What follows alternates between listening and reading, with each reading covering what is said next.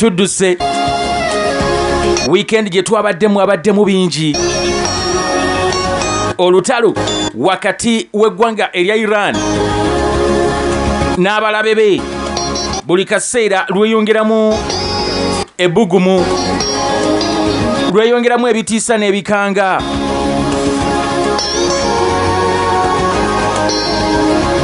Gwalina ekidduka kyavuga kyonna weekaabireko, kubanga wetulaga bbeeyi y'amafuta eyinza okuba nga tejja kusoboka. Wetulaga bbeeyi y'amafuta etuuse okulinnya, etuuke ku muwendo ogutabangawooko mu nsi eno. Amagye ag'eggwanga erya Amerika kwoteeka ag'eggwanga erya Isirayiri gakyagenda mu maaso n'okuba nti gaweereza ebikompolo eri mu ggwanga erya Iran, kwoteeka n'okuba nti gagezaako okukwata ebikompolo ebyo ebiva mu ggwanga erya Iran. Prime Minister ow'eggwanga erya Isirayiri omukulu Benjamin Netanyahu ayongedde okweyama okuba nti agenda kuba Iran eno agigye ne ku maapu, ng'agamba nti kino kyazzeewo obusungu bwalinnye oluvannyuma lw'okuba nti olunaku olw'ejjo Iran yakubye butereevu mu ggwanga erya Isirayiri ng'ensi yonna eraba. Yakubye ekibuga ekimanyiddwa nga Dimona kwagala kukimalawo, kwoteeka n'akatundu akamanyiddwa nga Arad, era kigambibwa nti abantu nga 180 baafudde mu ggwanga erya Isirayiri, newankubadde nti batugamba nti balumiziddwa bulumizibwa.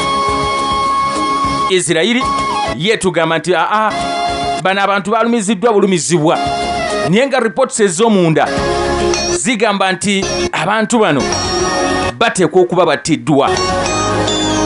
Waliwo eggye ery'eggwanga erya Iran ebadde lisangibwa mu ggwanga erya Iraq mu katundu ak'e Baghdad. Babaddewo n'akabinja awo akayitibwa Popular Mobilization Forces. Kigambibwa nti kakubiddwa.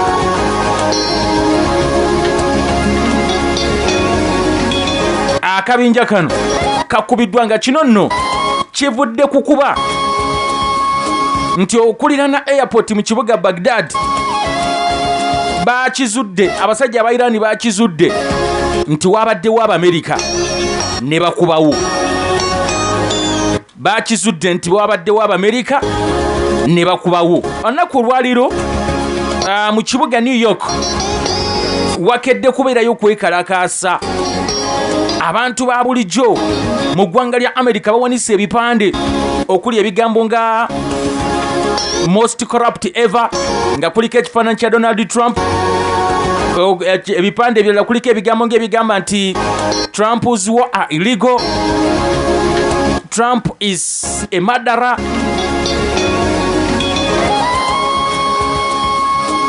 spineless Republicans enabled Trump's war. Bigambo byabeekalakasi wali mu ggwanga ery'abannaffe aba Amerika, nga bonna bagamba nti olutalo Amerika lwe yawakankula ku busajja obwa Iran terusanidde kubiirawo mu bwangu n'embiro. Singa kisoboka lukome, olutalo luyimirire mu bwangu n'embiro. Iran bakedde kwerangirira nga abawangudde olutalo. Bakedde kulangirira nti olutalo baluwangudde. Okusookera ddala ku lunaku olw'omukaaga, pulezidenti wa Amerika omukulu Donald Trump yategeeza nti awadde eggwanga lya Iran essaawa 48 z'ennaku 2 okuva ku lw'omukaaga okutuusa olunaku olwaliiro, nga balina okuba nga bagudde omukutu guno gwa Hamas. Nti mu nnaku 2 eggwanga lya Iran lirina okuba nga liguddewo Strait of Hormuz, kisobozese emmeeri ez'Abamerika, ez'Abaisirayiri n'eminywanyi gyabwe okuba nga ziyitawo wano okutambuza ebyamaguzi nga tebikwatiddwako. Jjukira nti Strait of Hormuz eno eggwanga erya Iran lye ligivunanyizibwako butereevu. ennaku 2 oba essaawa 48 wenjogerera ebigambo bino nga ziweddeko. Ekimu ku byewuunyisa nti Donald Trump bye yasuubiza okukola aba Iran tannabikola. Yabagambye nti singa essaawa 48 zigwako nga Strait of Hormuz tennaba kuggulwa, tugenda kuba energy plants zonna mu ggwanga erya Iran. Kitegeeza temugenda kuddamu kuba na masanyalaze, temugenda kuddamu kuba na mazzi, mujja kuba temukyasobola kubaako na kyemuweesa kyonna mu ggwanga, kubanga amagwesezo gonna tugenda gakuba tugateeke ku ttaka. Bigambo byayogeddwa ggwanga lya Amerika ku nnaku olw'omukaaga, essaawa 48 zaweddeko. Iran olwawulidde ebigambo bino ne baanukula. Bagambye nti nemugeza mukoonako ku kintu kyonna mu ggwanga erya Iran, tugenda kuba buli kafo konna, buli energy site mu Middle East, ekyondo kya Buwarabu kyonna tugenda kukizikiza.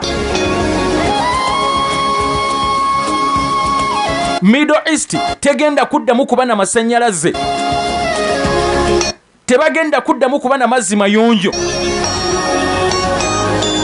tebagenda kuddamu kuba na gas, tebagenda kuddamu kuba na mafuta. Singa eggwanga lya Amerika ne Isirayiri kabatanda ne mugezaako bugeza wadde okasuka ekisosonkole mu ggwanga erya Iran ku energy site yonna. Era ne bongerako ne bagamba nti tetujja komaawo, ne Strait of Hormuz tugenda kwongera okugiggala.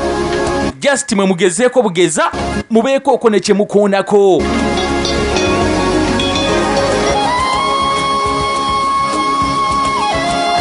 Speaker owa Parliament y'eggwanga erya Iran, omukulu Muhammad Baga Galibaf, yawandiise ku mukutu gwe ogwa X akawungezako nnaku olw'ejjo ng'agamba nti ebifo byonna bye twogerako tugenda kubikuba nga tetulinaamu wadde okwetunda, irreversibly destroyed. Tujja kubimalawo nga tetulina gwe twebuuzizzaako. Mu bigambo bye yagambye, immediately after power plants and infrastructure in our country are targeted, vital infrastructure as well as energy and oil infrastructure across the entire region will be considered legitimate targets and will be irreversibly destroyed.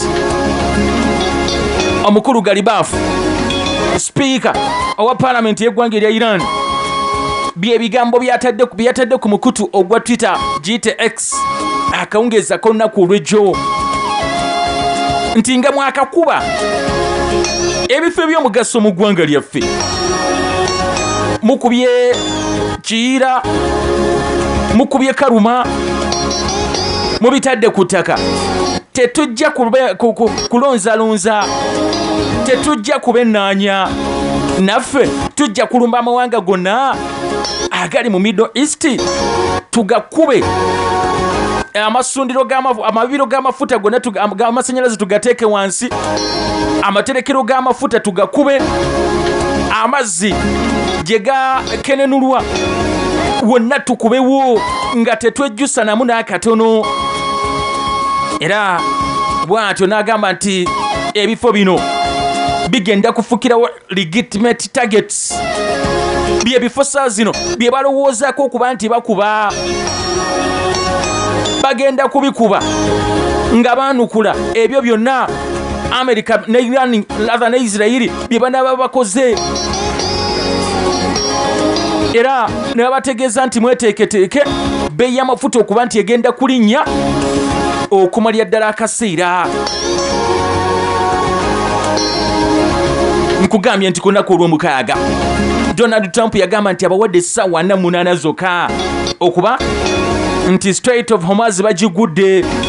Singa ekyo kibalemerera balinde kubanga bakubwa.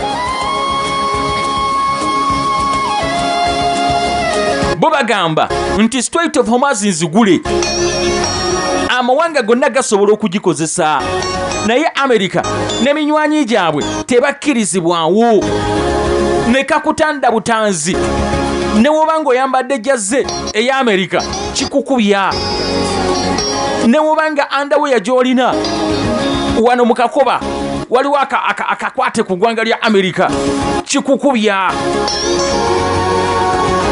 tebaagala kulaba kintu kyonna kyekuusa ku ggwanga lya Amerika kubanga kiyita mu Strait of Hormuz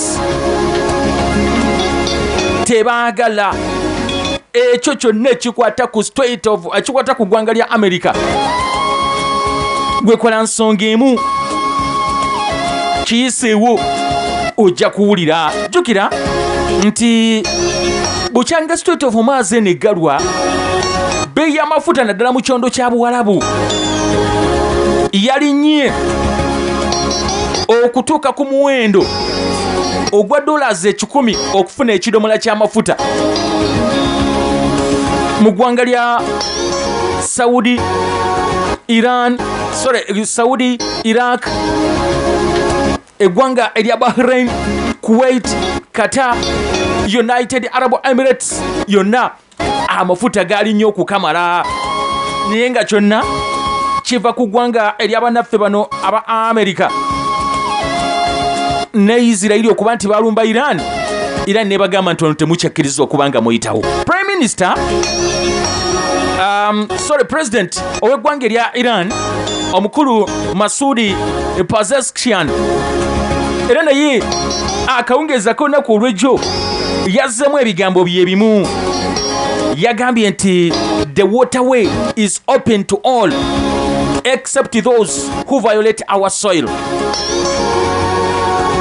Guno omukutu buli omu asobola okuguyitamu okuggyako abo abatyoboola eggwanga lyaffe.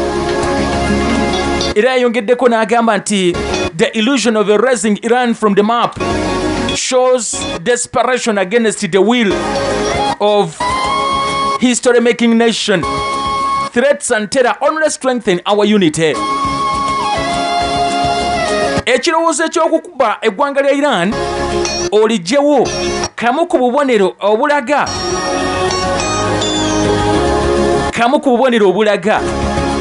nti mweweebudde okwagala okutuuka ku ssa ery'okukyusa ebyafaayo okututiisatiisa n'obutujju bitwongera bwongezi maanyi.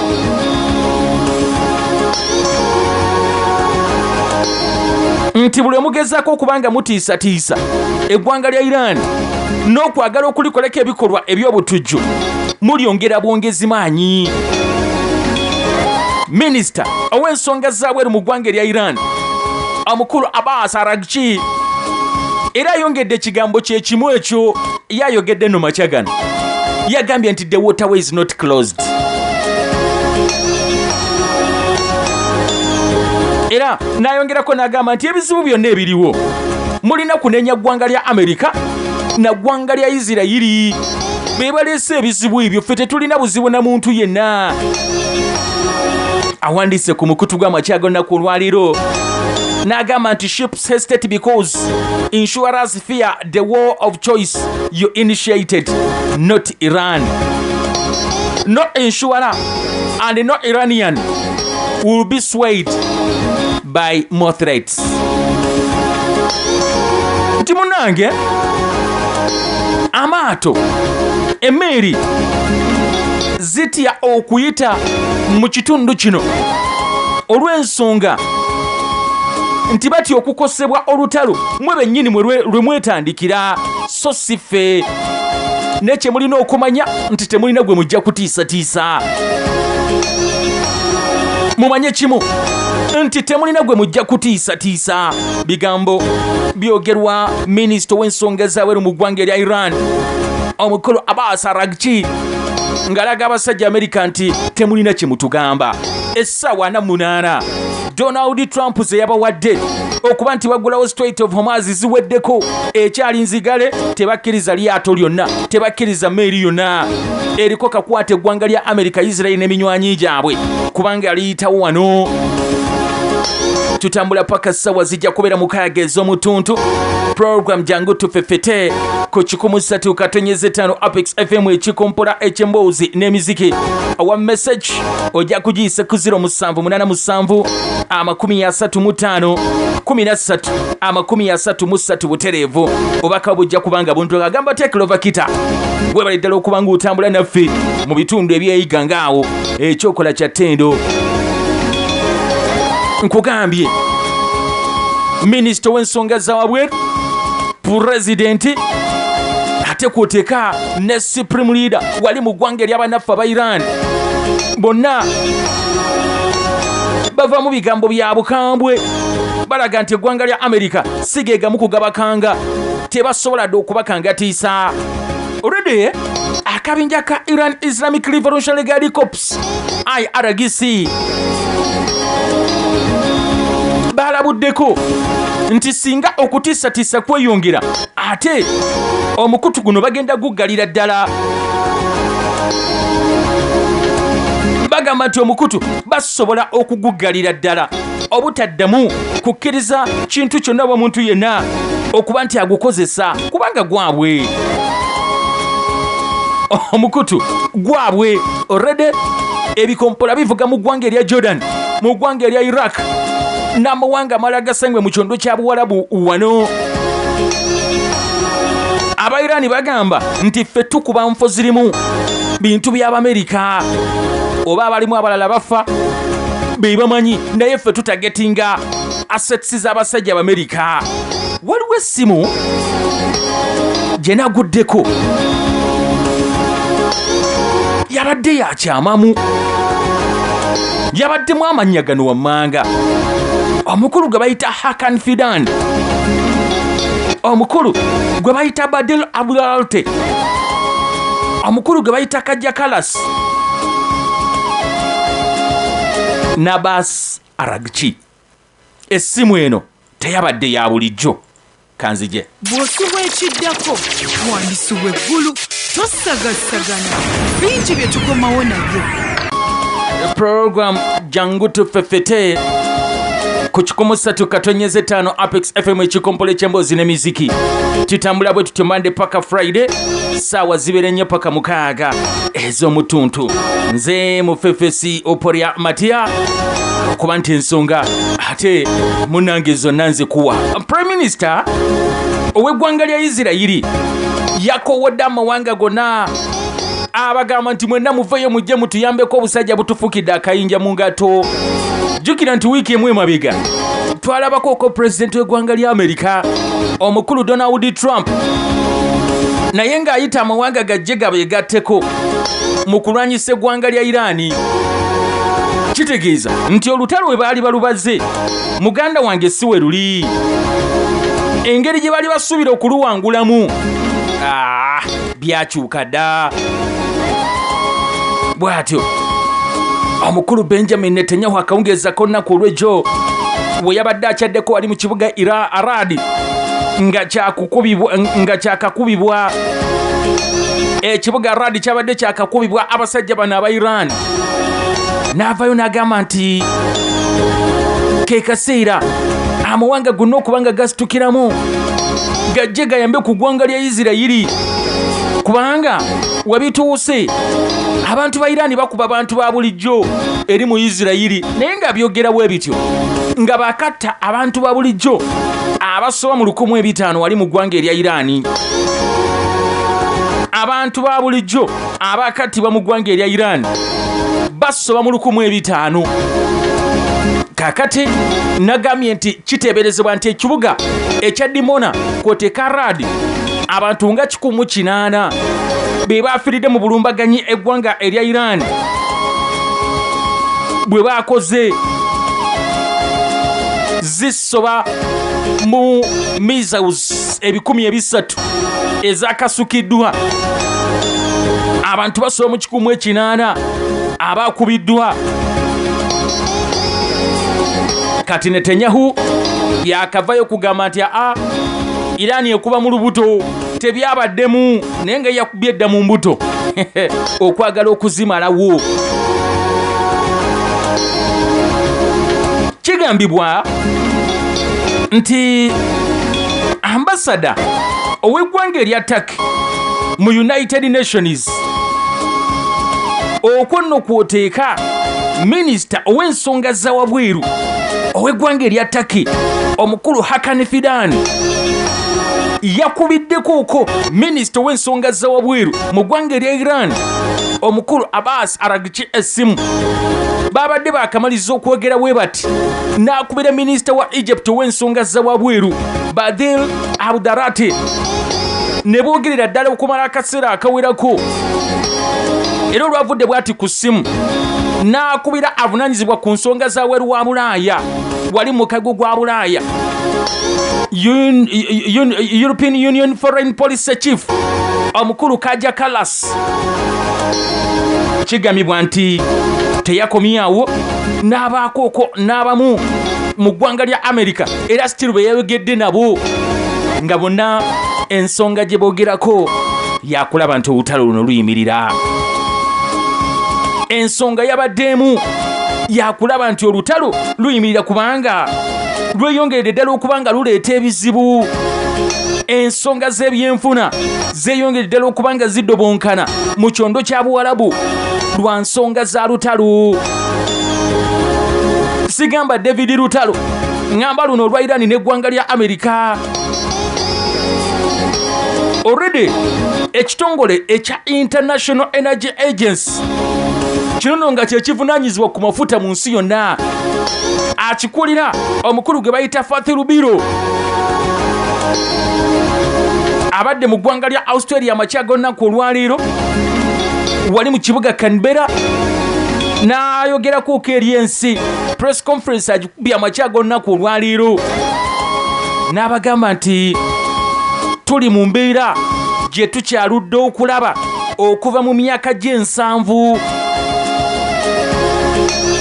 Executive Director owa International Energy Agency omukulu Fatih Biro agamba nti engeri bbeeyi y'amafuta gy'erinnyeemu tebeerangawo okwo okuviira ddala mu myaka gy'ensanvu.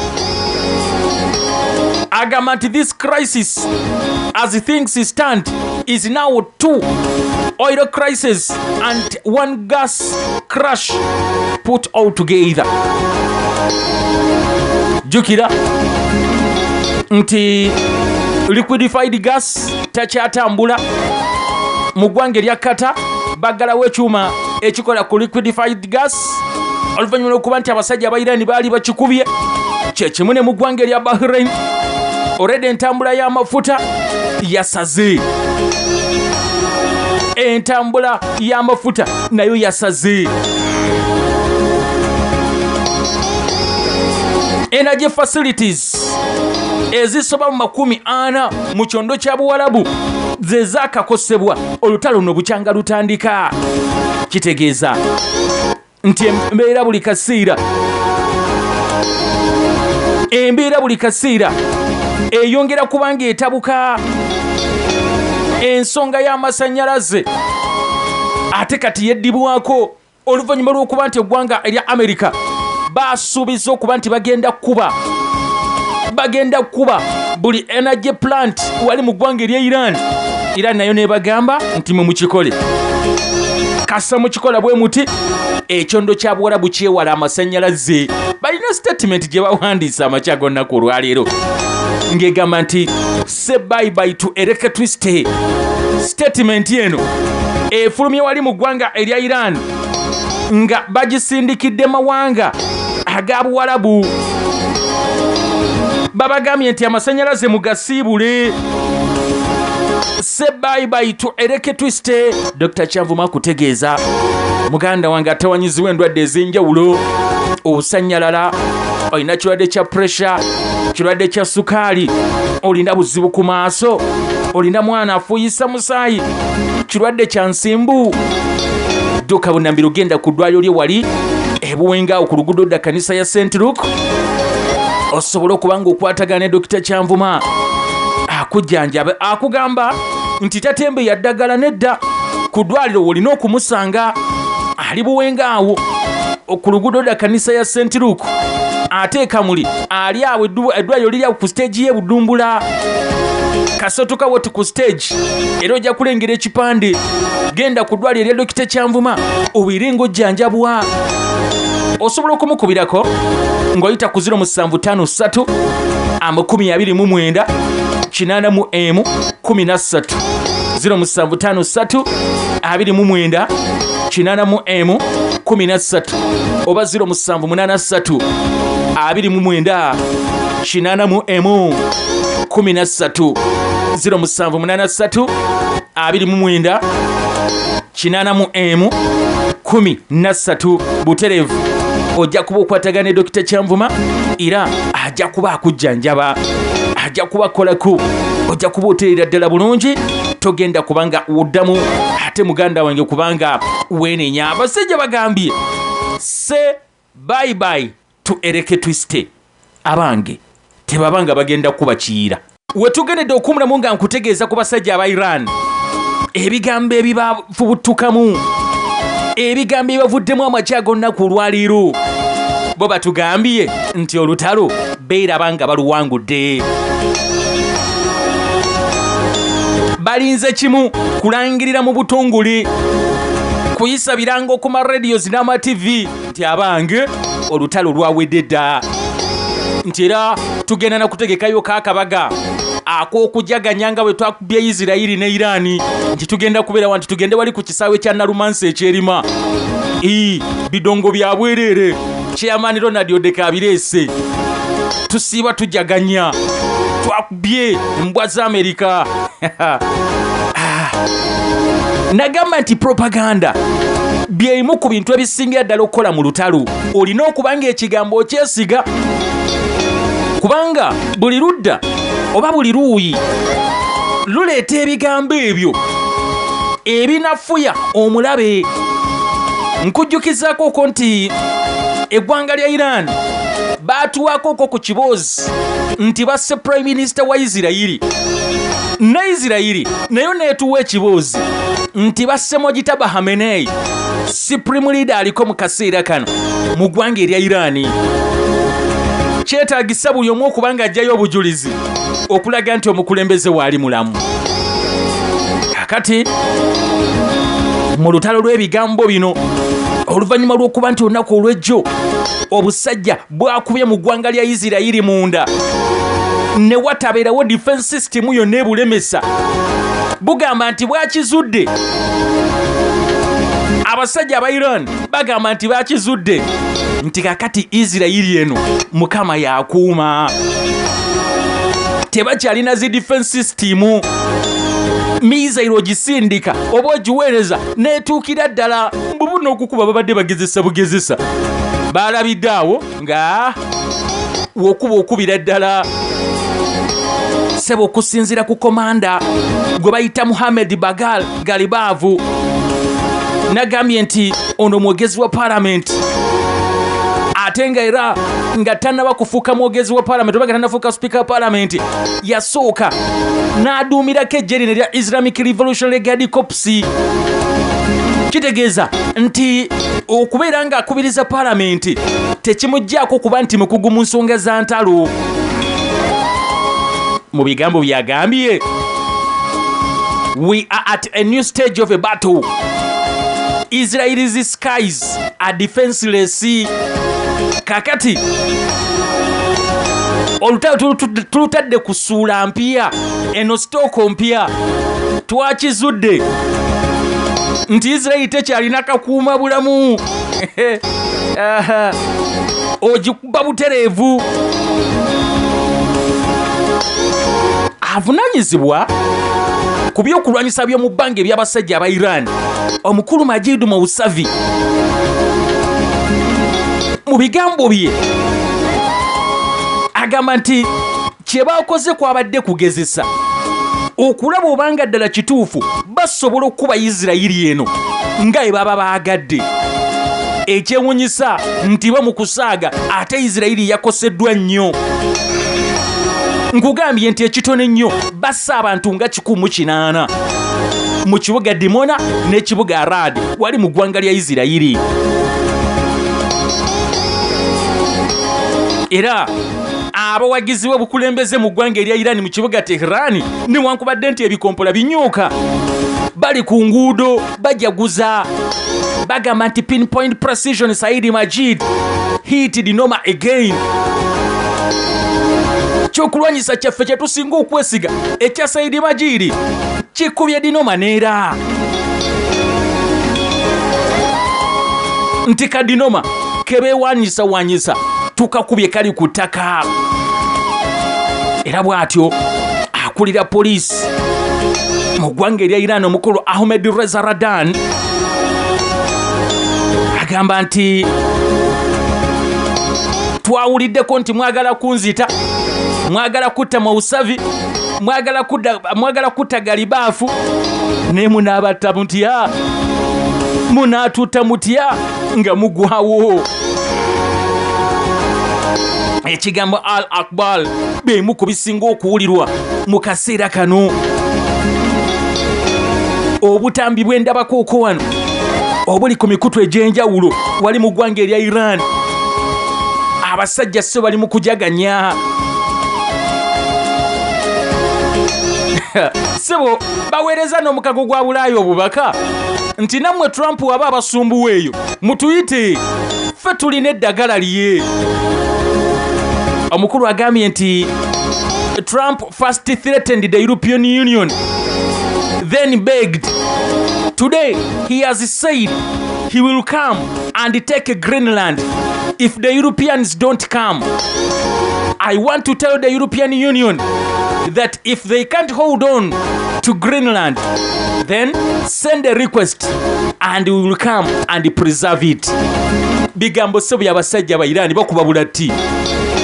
Mbu Trump yasooka n'abatiisa mu amawanga agali mu kago gwa Bulaaya ate oluvannyuma n'abasaba.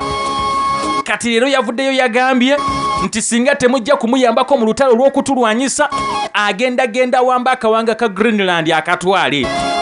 Njagala bategeeza mmwe mwenna abali mu kago gwa Bulaaya nti bwe muba temusobola kulwanirira kawanga kana ka Greenland okulemesa America katwala, mukole ekintu kimu, muteekemu okusaba kwammwe, mutuyite ffe tujje, mutuyite tujje. Oyo Trump tumubakubira amatama tugayiwe. Abasajja n'okulatta balata.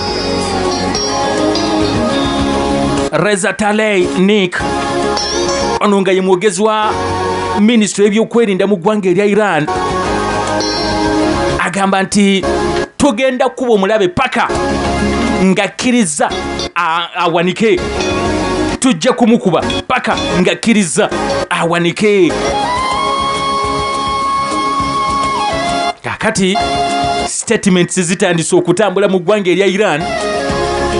Bakivuga balaga nti America ne Isirayiri tebakyalina bwekyusizo, nti kyenkana balinga ababawangudde. Statement eno etiisizaamu naddala amawanga agasangibwa mu kyondo kya Buwalabu eya Segudubai Twereke Twiste. Segudubai Twereke Twiste etiisizza amawanga agasinga agasangibwa mu kyondo kya Buwalabu.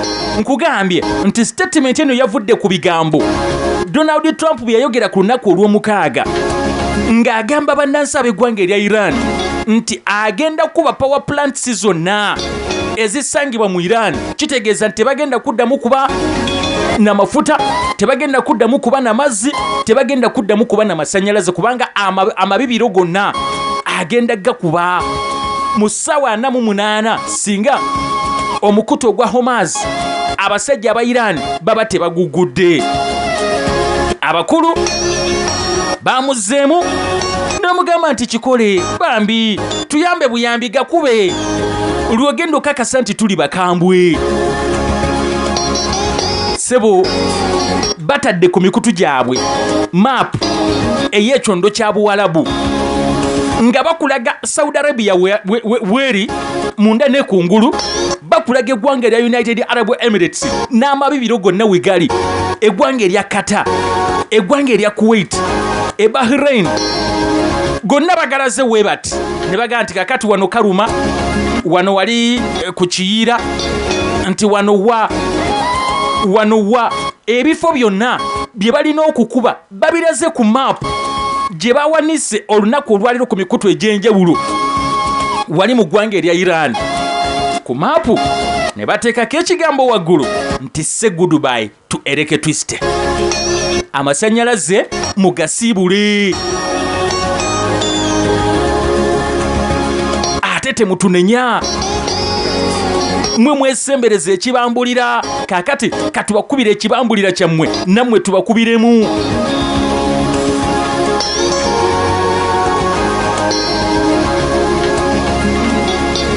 Tukuba ekibambulira kyammwe nammwe tubakubiremu. Tukooye ejjogo lya Amerika kalikome. Isirayiri bakwataganye nnyo ne Amerika ne babonyaabonya ensi eno. Ensi eri ku bunkenke lw'abakulu aba babiri baakuba olwananda lw'e Gaza ne balumalawo. Bakubye eggwanga erya Lebanoni mu Maserengeta kyenkana kwagala kulijjawo. Ffe tujja kubakolako. Era we batubaweerezaawo obubaka mu United Nations. Sebo bagambye nti bonga ab'eggwanga erya Iran bateekebwe ku United Nations Security Council. Iran eyagala bagiteeke ku United Nations Security Council. Bagamba nti ssaawa zino bo be bamu ku ggwanga erisinga okuba ery'amaanyi mu nsi yonna. Bwe baba basobola okukwata Isirayiri ne Amerika ne babayimbya endubaale ne babatwala akayirigombe, tewaliwo nsonga ebagaana kuba nga beebuuzibwako nga bakirimega. Iran ssebo eyagala kwerangirira nga superpower kati. Wekiba nti basobola okukwata Amerika ne Isirayiri ne babakuba ne batandika okusaba obuyambi nti abaaye mutuyambe.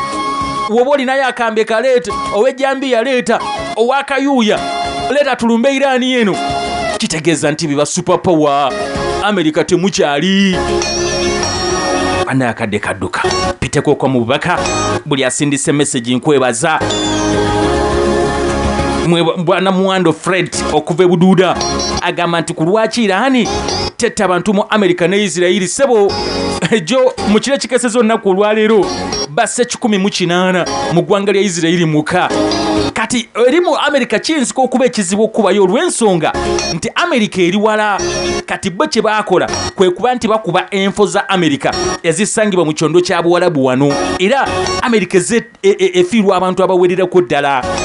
Naga nti Xmas okuva mu big family emisoli bwe bali eddala okuba ng'otumbudde bwana Xmas. Ndabira nnyo abantu b'emisoli bonna bagambe nti mbagala okukamala. Bwana Moze awo ku mobile money ogamba otya bwana Oŋŋala Moses? We bali kubiirako muganda wange chairman